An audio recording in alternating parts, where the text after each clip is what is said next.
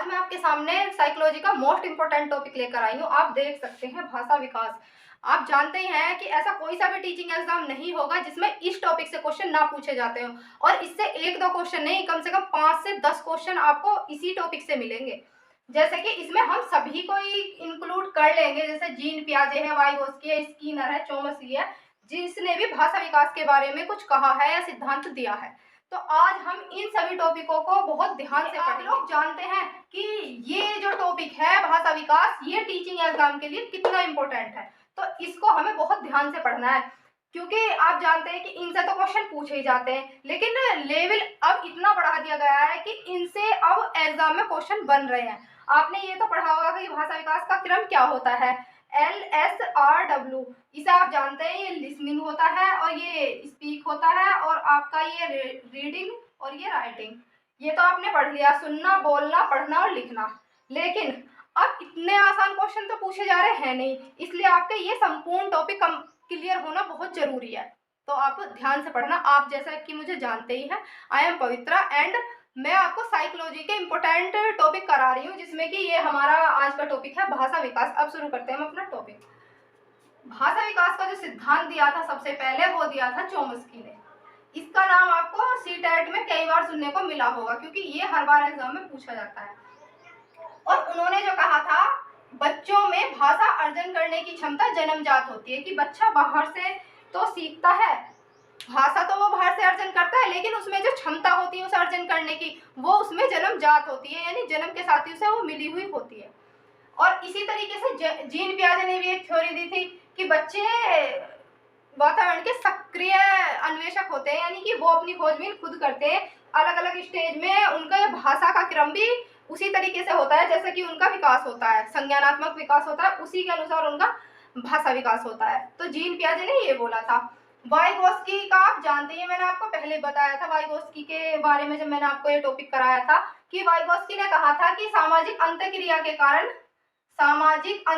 के कारण वो बच्चा सीखता है। भाषा का जो अर्जन करता है सामाजिक अंतःक्रिया के अंतर्गत करता है।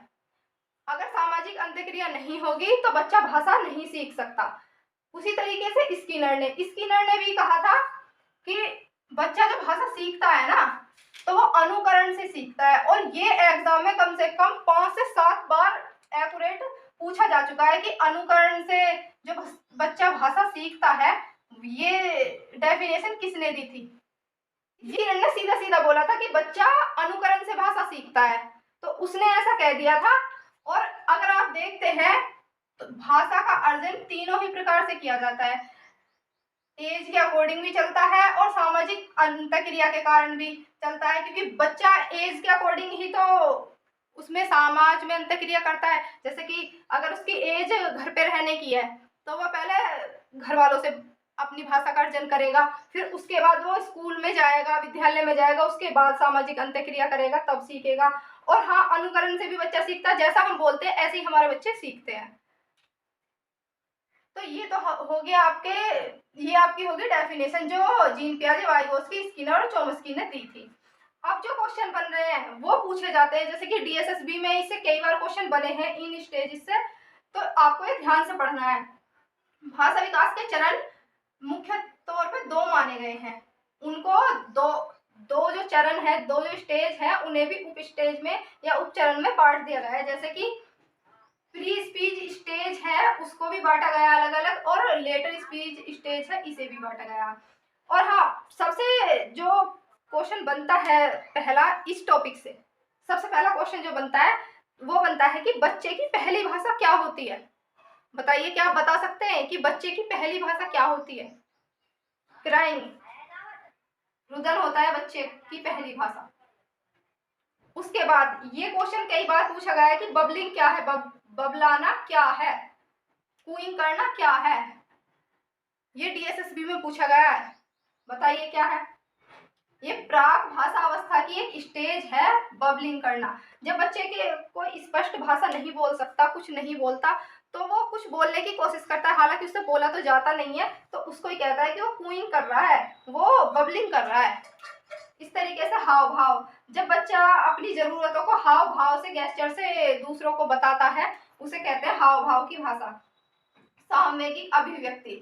जब बच्चा थोड़ा बड़ा हो जाता है और उसे गुस्सा भी आने लगता है, उसे हंसी भी आने लगती है, इस तरीके से वो अपने इमोशनल एक्सप्रेशन से बताता है कि वो क्या चाहता है या किससे उसे खुशी मिल रही है, किससे उसे दुख मिल रहा है।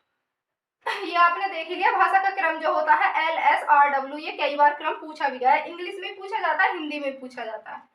और उत्तरकालीन भाषावस्था, उसके बाद जब बच्चा थोड़ा बड़ा होता है तो दूसरों की भाषा को समझने लगता है, जैसा वो सुनता है उसे समझने की कोशिश करता है और अपने आप भी ऐसे ही शब्द बनाने की कोशिश करता है। जैसे कि हमारी अगली स्टेज है शब्दावली का निर्माण करना। जैसा वो सीख रहा है, जैसा वो हमसे सुन रहा है, ऐसा ही वो खुद भी बोलने की कोशिश करता है, अपनी शब्दावली को स्वयं तैयार करता है।